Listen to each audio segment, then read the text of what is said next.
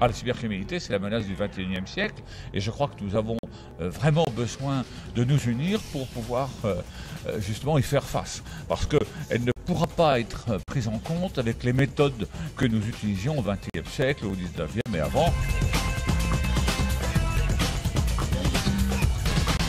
Ce qui est intéressant aujourd'hui, c'est de noter que les entreprises reconnaissent qu'elles ont été victimes. Le forum du Rhin supérieur est l'une des réponses apportées par la gendarmerie d'Alsace.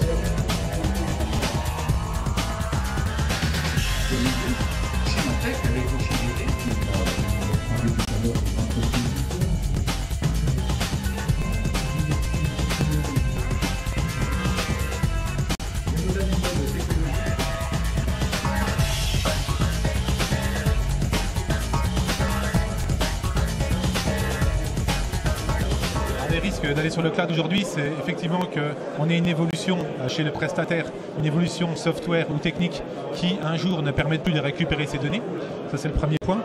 Et le deuxième risque, toujours, c'est la sécurité. On a toujours peur qu'une autre entreprise colocataire du même serveur chez le prestataire pose problème à nos données, voire soit intéressée par nos données d'une manière intentionnée.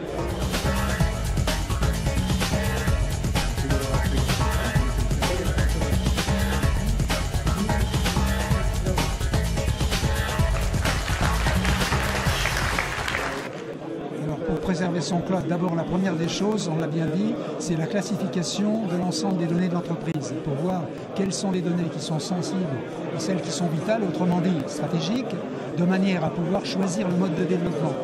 Dans ces cas-là, le mode de développement, c'est un mode de développement privé. Sinon, on peut passer en hybride, donc avec un public, pour les autres données, les autres assets de l'entreprise. Voilà.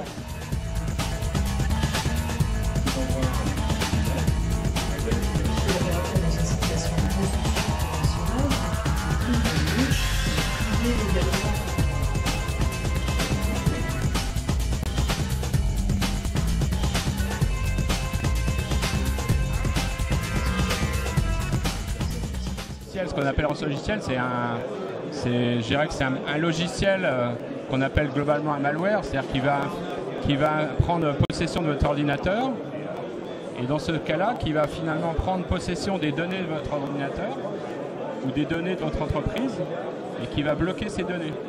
Et donc, je dirais le criminel va vous demander une rançon finalement pour libérer ces données, pour vous rendre ces données, il va vous demander une rançon.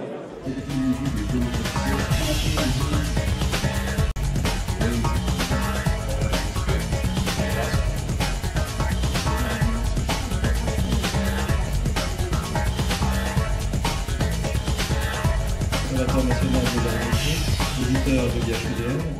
Et c'est vrai que c'est une infraction très répandue parce qu'elle est très rentable en fait pour les cybercriminels, à savoir qu'ils vont envoyer justement faire des intrusions informatiques ou des mails piégés, ce qui est très rapide pour eux. Hein. Ils ont un rapport bénéfice-risque qui est très intéressant dans la mesure où pour une quarantaine de mails qui réclament une rançon de 10 000 €, ils vont pouvoir percevoir par jour une somme de 40 000 €.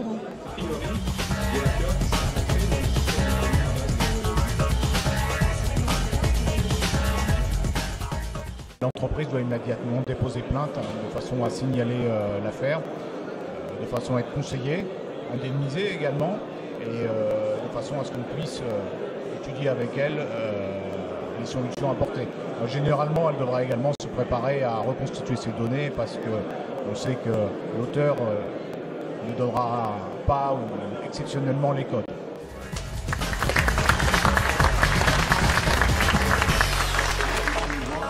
Une gare, un aéroport. Donc ce soir, moi je reste. Donc au niveau de Le Wi-Fi. Si vous allez quelque part qui n'a pas le Wi-Fi, vous y allez pas. Alors le Wi-Fi, le risque principal, c'est de se croire en toute sécurité, en toute impunité, alors que toutes les communications, et par l'architecture même du Wi-Fi, seront communiquées aux fournisseurs de Wi-Fi. Donc tous les sites visités et toutes les habitudes de l'internaute vont pouvoir être tracées et l'internaute pourra donner ses habitudes et son profil. Les mesures à prendre, c'est ne pas mélanger les loisirs et le travail. Si on a besoin de travailler en Wi-Fi, il y a des réseaux privés virtuels, des VPN. Si on veut faire du loisir, on n'est pas obligé d'exposer les données de l'entreprise, ni ses données personnelles privées.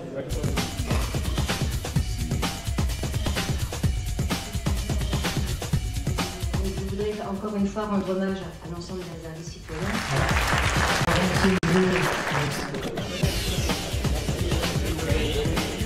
On voit bien que les entreprises ont vraiment besoin, je dirais, d'aide, de conseils pour mieux réagir face à ces attaques dont elles sont victimes et qui peuvent être mortelles.